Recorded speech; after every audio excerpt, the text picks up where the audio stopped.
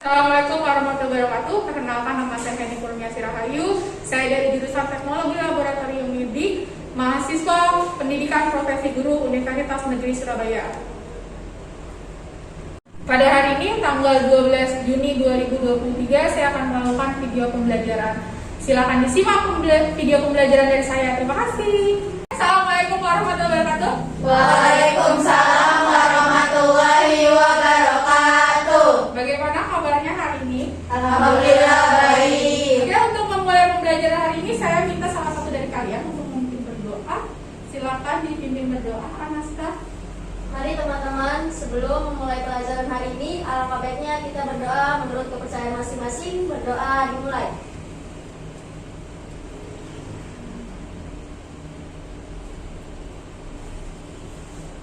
Berdoa selesai. Oke, saya absen dulu untuk kehadiran di kelompok pertama ya. Anasta, Hadir. Arika, Khairunisa, Hadir. Nabila, Hadir. Nurjana, Hadir. Maria, Hadir. Safira, Hadir. Ratu. Hadir, Bu. Oke, semuanya lengkap ya untuk sesi pertama di kelompok ini. Nah, hari ini sebelum kita memulai pembelajaran, saya akan menjelaskan. Silakan dilihat di LCD TV yang ada di depan. Oke.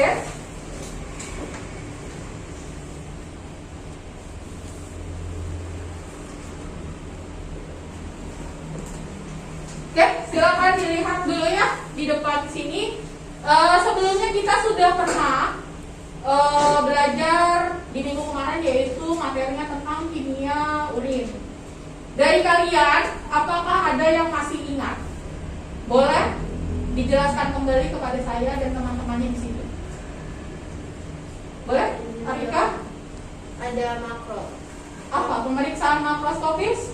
Ada kejernihan, pH, BJ, warna, volume, dan bau. Kemudian untuk mikroskopisnya? Mikroskopisnya itu ada leukosit, eritrosit, silinder, parasit, jamur, bakteri, dan lemak. Oke. Untuk pemeriksaan mikroskopis itu ada dua, yaitu organik dan anorganik. Apa saja organik dan anorganiknya? Tadi kalau untuk yang organiknya sudah saya sebutkan. Kalau yang anorganiknya itu ada sel epitel, ada sel leukosit, ada amos, ada kristal. Oke. Ada lagi yang mau menambahkan sampai di sini? Ada. Boleh?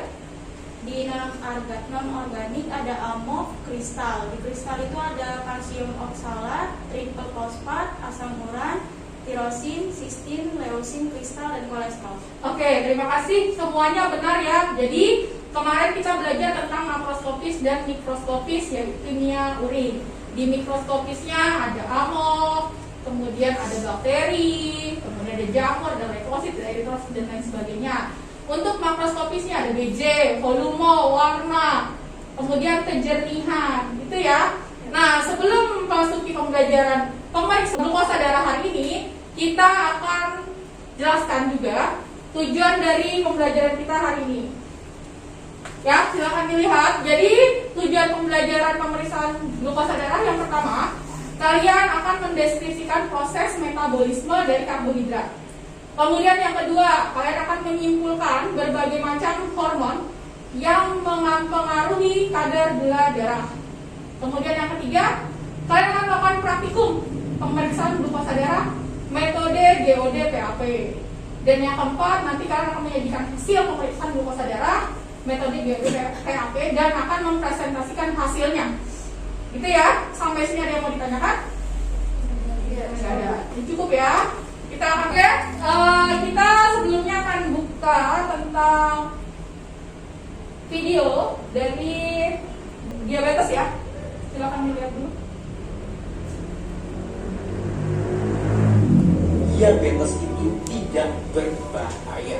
Yang berbahaya itu adalah komplikasi akibat diabetes. Sekali lagi, yang berbahaya adalah komplikasi akibat diabetes. Nah, di video ini kita akan bahas bagaimana komplikasi bisa terjadi sehingga kita bisa mencegah terjadinya komplikasi akibat diabetes. Oke, kita bahas. Ternyata komplikasi akibat diabetes itu terjadi akibat gula darah kita tinggi terlalu lama.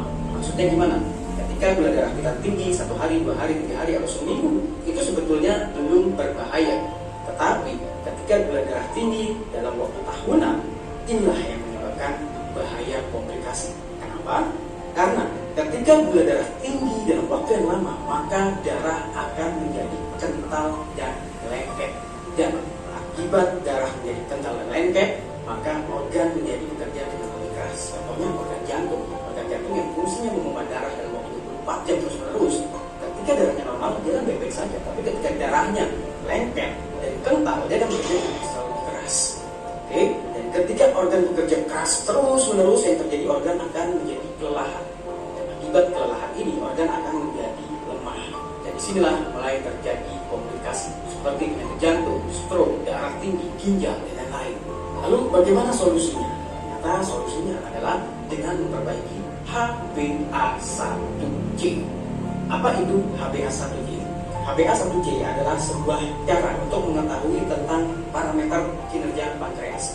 Pankreas ini adalah salah satu organ yang ada di dalam tubuh kita yang berfungsi untuk memproduksi insulin. Dan insulin ini berfungsi untuk mengontrol gula darah. Ketika HbA1c kita tinggi, ini parameter yang mengatakan bahwa pankreas kita sudah rusak.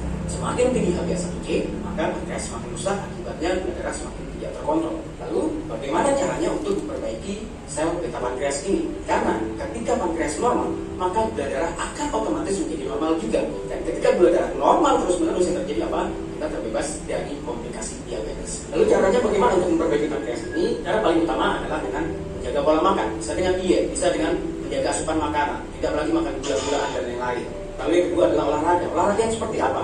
Tidak perlu olahraga yang keras, yang penting olahraganya membakar kalori di dalam tubuh. Ketika kalori ini terbakar, maka otomatis gula darah di dalam tubuh akan digunakan untuk energi.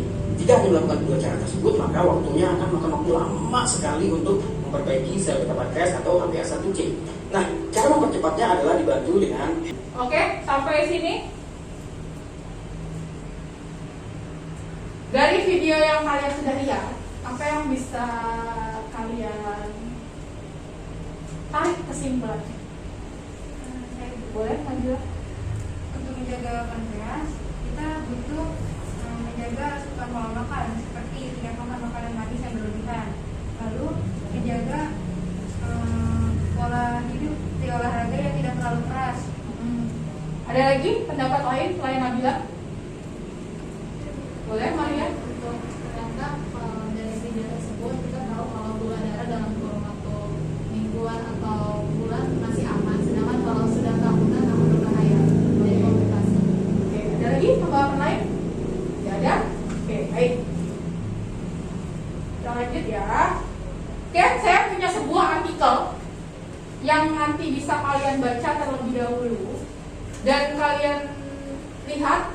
Mungkin dari artikel tersebut ada pertanyaan yang nanti kalian mau tanyakan atau nanti ada temennya yang bisa jawab. Kita lihat dulu artikel berikut.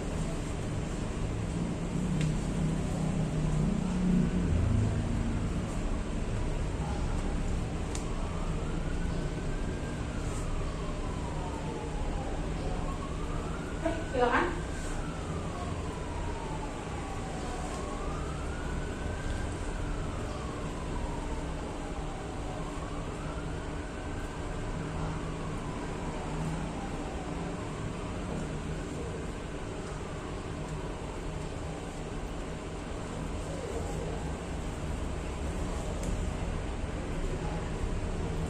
Ya, lanjut ya.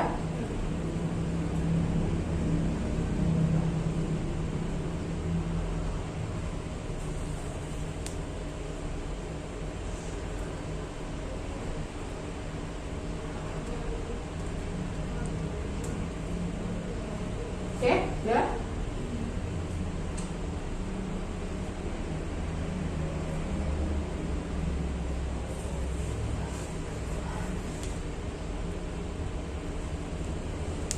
Ya.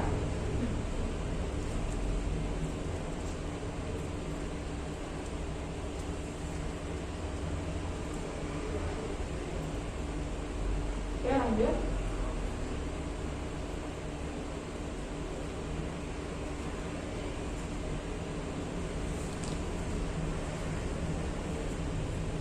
Oke, silakan.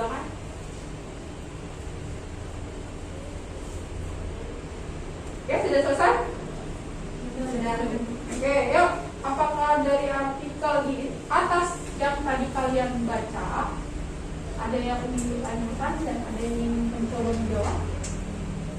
Boleh ngambil. Bagaimana deteksi dini yang harus dilakukan untuk melihat kadar gula darah pada siswa tersebut? Ada yang mau jawab? Boleh Pak Fira? Melakukan pemeriksaan glukosa darah. Oke, ada lagi? Ada Bu, Ya, Maria. untuk glukosa sendiri kan insulinnya turun tuh. Kalau mau dalam tipe 2 harus disuntik insulin, apakah yang tipe 1 harus diinsulin atau tidak? Ada yang mau coba menjawab? Boleh? Kalau itu bisa diobati dengan faktor hidup atau dengan obat. Contohnya dengan mengatur pola diet, memantau kadar gula, dan memberikan insulin, terus aktivitas olahraga dan edukasi. Oke, ada lagi tanggapan lain? Cukup? Bibiana nggak ada yang mau nanya? Oke, kalau nggak ada, kita lanjut. Oke, ini sedikit materi ya. Jadi setiap pagi, siang, malam, kalian itu kan pasti konsumsi makan ya. Kira-kira makanan apa sih yang kalian makan? Nasi. Terus? Roti. Terus? Ada lagi nggak? Daging. Ada lagi? Tempe, tahu. Tempe, tahu itu jenis protein. Karbonya? Ubi. Kentang. Nah, seluruh makanan yang tadi kalian makan dari ubi, kentang, nasi, kemudian apa lagi roti, itu adalah salah satu jenis karbohidrat. Fungsi dari karbohidrat sendiri adalah yang pertama menjaga keseimbangan asam dan basa dalam tubuh. Kemudian yang kedua menunjang proses metabolisme. Yang ketiga mengikat protein dan lemak untuk membentuk sel-sel tubuh. Jadi kalau misalkan kalian ini kan sedang masanya tumbuh ya, hindari diet berlebihan. Contoh diet 0 karbo, jangan sampai sama sekali tidak makan karbohidrat. Karena karbohidrat ini penting untuk tubuh ya. Dan apalagi tadi ada 3 fungsi utama. Gitu ya. Kita lanjut ke materi selanjutnya. Nih, karbohidrat yang masuk ke dalam tubuh tidak semuanya diolah menjadi energi. Ya, 3% sampai 5% itu akan disimpan menjadi glikogen di hati dan otot. Kemudian 30% sampai 40% ini akan diubah menjadi trikarbon dan disimpan dalam bentuk lemak. Tapi bentuk glikogen sama bentuk trikarbon yang tadi bentuknya lemak itu akan diolah kembali ketika kamu lagi puasa nih, kan gak makan. Nah, nanti kita akan memecah glikogen atau cadangan lemak yang tadi sudah disimpan. Makanya kamu bisa beraktivitas lari, jalan dari sekolah kampus A sampai kampus B, itu kan butuh energi. Itu ya. Lanjut. Nah, untuk metabolisme karbon kita ada 5. Glikolisis, gluconeogenesis, glikoneogenesis, dan jalur petisah fosfat. Ada yang bisa jelaskan? Saya izin menjelaskan untuk nomor 1. Boleh. Glikolisis itu berasal dari kata glukosa dan lisis. Itu yang artinya serangkaian reaksi biokimia di mana glukosa dioksidasikan menjadi molekul asam sulfat. Glikolisis adalah salah satu proses metabolisme yang paling universal. Oke. Ada lagi yang mau jelaskan? Saya Boleh. jelaskan untuk nomor 2. Gluconeogenesis itu adalah proses pembentukan glukosa dari zat yang bukan karbohidrat. Oke. Ada yang mau menjelaskan lagi? Boleh, Maria. Untuk glikogenesis sendiri itu artinya pembentukan glikogen dari glukosa. Oke. Ada lagi? Saya nomor 4. Glikogenesis adalah metabolisme yang digunakan oleh tubuh, proses pemecahan glikogen yang berlangsung. Yang kelima? Saya nomor 5. Lintasan glukosa itu merupakan jalur alternatif untuk metabolisme glukosa. Oke, semuanya benar ya. Jadi nanti kalau misalkan ada yang kurang jelas, boleh dibaca kembali bukunya dan materinya. Kita lanjut. Nah, di sini ada hormon-hormon yang berpengaruh dalam proses metabolisme karbo. Yang pertama pasti insulin. Ya, insulin ini dihasilkan di sel beta pankreas. Fungsinya dia itu yang paling mendominasi proses metabolisme karbo. Ya, makanya kenapa ada tuh di DM tipe berapa yang menggunakan insulin? 2. Nah, itu kan harus disuntikan insulin. Supaya apa? Supaya proses metabolisme karbohidratnya tidak terganggu. Nah, kedua ada hormon glukagon. Hormon ini dihasilkan di sel alfa pankreas, berperan kebalikannya dari insulin. Ya, jadi dia itu tidak akur sama insulin, bermusuhan tapi saling jadi penyeimbang, gitu ya. Kemudian yang ketiga tirosin, dihasilkan di kelenjar tiroid, berfungsi menghasilkan atau meningkatkan absorpsi glukosa dalam usus dan meningkatkan aktivitas metabolisme. Yang keempat ada growth hormone atau hormon pertumbuhan. Dia dihasilkan di kelenjar hipofisis di otak kecil. Ya. Kemudian fungsinya untuk meningkatkan ambilan glukosa ke jaringan dan berperan dalam gluconeogenesis terutama dari lemak. Jadi kalau misalkan memecahkan lemak fungsinya dari dibantu hormon si growth hormone ini. Lanjut. Kita juga ada hormon somatostatin. Dia dihasilkan di sel delta pankreas. Ya, kemudian ACTH dihasilkan di sel kelenjar hipofisis. Makanya kelenjar pankreas ini biarpun bentuknya kecil, dia fungsinya banyak. Nah, kalau orang kena diabetes, pasti fungsi pankreasnya sudah tidak seimbang. Disitulah kenapa kalian perlu menjaga gaya hidup, kemudian menjaga kesehatan, olahraga yang teratur. Supaya apa? Supaya fungsi-fungsi dari organ-organ tersebut tetap baik. Gitu ya? Oke, ini untuk gejala-gejalanya ya. Mungkin bisa nanti kalian bisa pelajari, bisa dilihat apakah di sekitar kalian ada yang mengalami gejala seperti ini. Ya, yang pertama ada polifagi. Apa tuh polifagi? Ayo, apa tuh? Polifagi, dia banyak makan, tapi lapar terus dan berat badannya selalu berkurang. Kemudian ada polidipsi, sering kali merasa haus, padahal sudah minum terus. Kemudian poliuria, sering kebelet kencing karena efek minum yang banyak dan dia diuretik, jadi ingin terus buang air. Yang keempat, rasa lemas yang berkepanjangan, tapi bukan yang habis makan terus jadi lemas, itu bukan begitu. Habis makan ngantuk, ya. Jadi bedakan antara rasa lemas berkepanjangan sama ngantuk habis kepanjangan. Iya. Paham? Oke, sampai sini.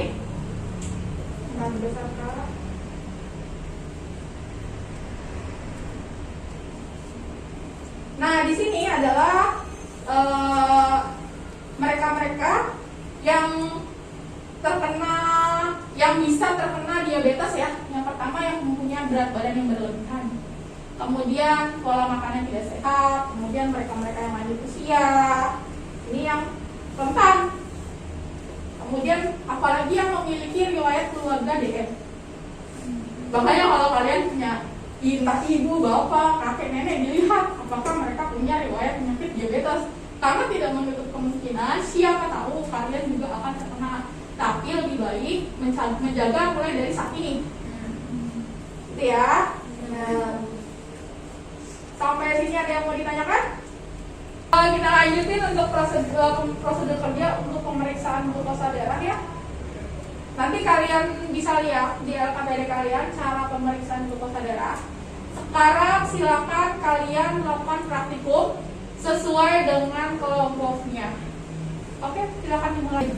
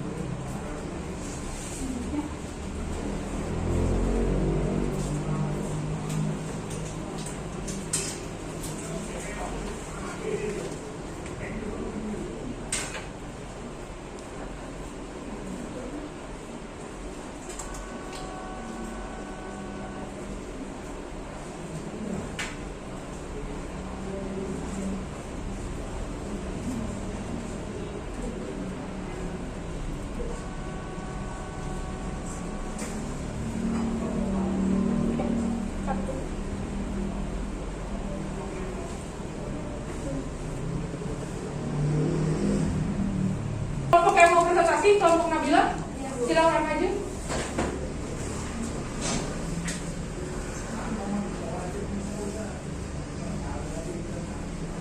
Silakan. Perkenalkan dulu dirinya. Assalamualaikum warahmatullahi wabarakatuh. Waalaikumsalam warahmatullahi wabarakatuh. Kami akan mempresentasikan hasil dari pemeriksaan bobot darah. Perkenalkan, nama saya Nabila Khairani. Nama saya Fairunisa Salsabila. Nama saya Arga Zamra Subadi. Nama saya Maria Gopal. Baik, sebelumnya saya akan menjelaskan alat dan bahannya dulu. Alatnya ada mikropipet, tabung reaksi, rak tabung reaksi, dan tip. Lalu ada spektrometer dan sentrifuge. Setelah itu bahannya ada serum dan reagen glukosa. Cara kerjanya yang pertama, siapkan alat dan bahan. Yang kedua, pipet 1000 mikron reagen. Yang kedua, pipet 10 serum. Lalu homogenkan 10 diinkubasi pada spektrofotometer. Dari hasil praktikum yang kami lakukan pada pemeriksaan glukosa darah, atas nama pasien Nyonya Tika didapat hasil 310, atas nama Tuan Beni 298, atas nama Nyonya Ayu 211, atas nama Tuan Joko 240.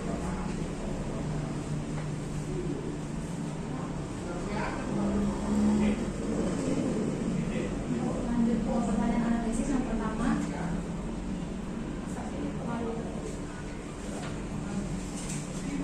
Pertanyaan yang pertama, apa fungsi dari pemeriksaan glukosa darah? Fungsi dari pemeriksaan glukosa darah sendiri untuk mendeteksi kadar glukosa dalam darah.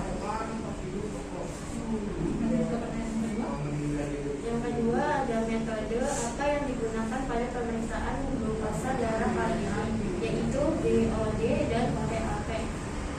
Lanjut pertanyaan nomor 3, bagaimana interpretasi hasil pada pemeriksaan glukosa darah tersebut? Dari hasil praktikum yang dilakukan didapat hasil di atas nilai normal.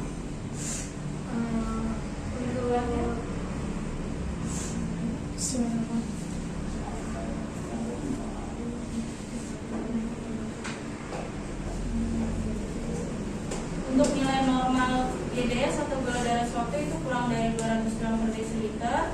Untuk nilai normal glukosa puasa 70 sampai 110 gram per desiliter.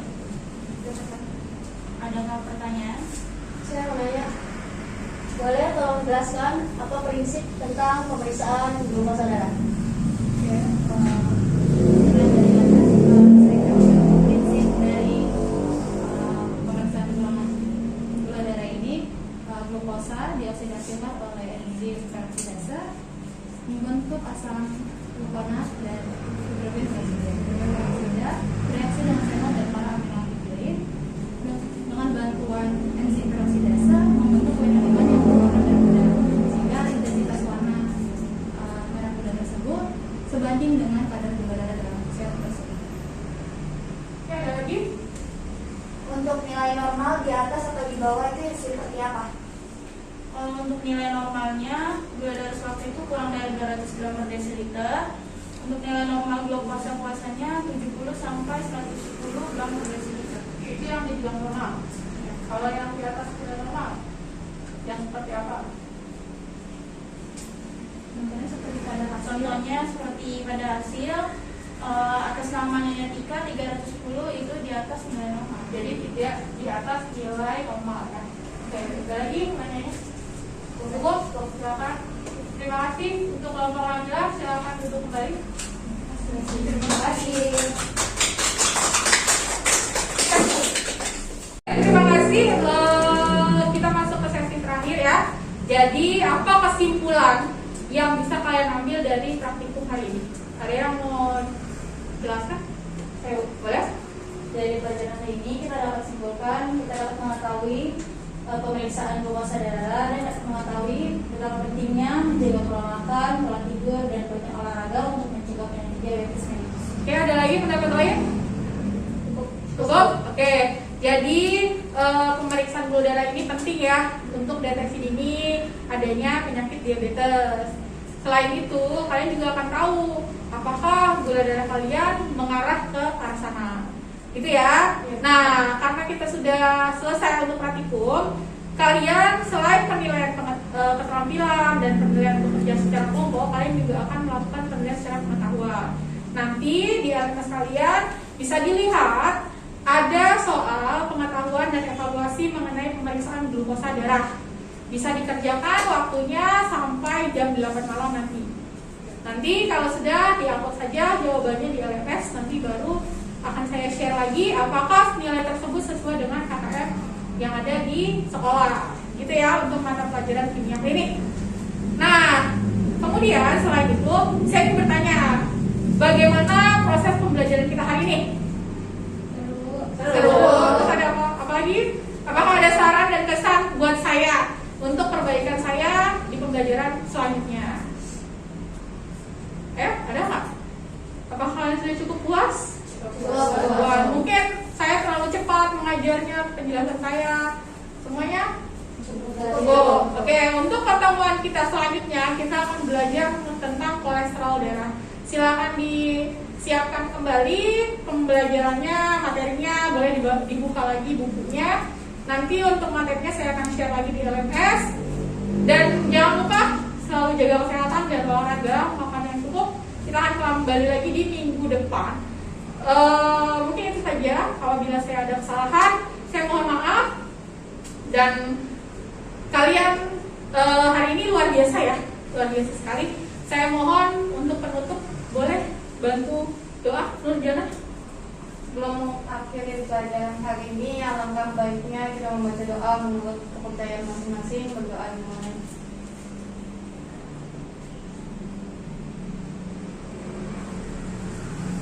Berdoa selesai. Oke, tepuk tangan untuk kita semua.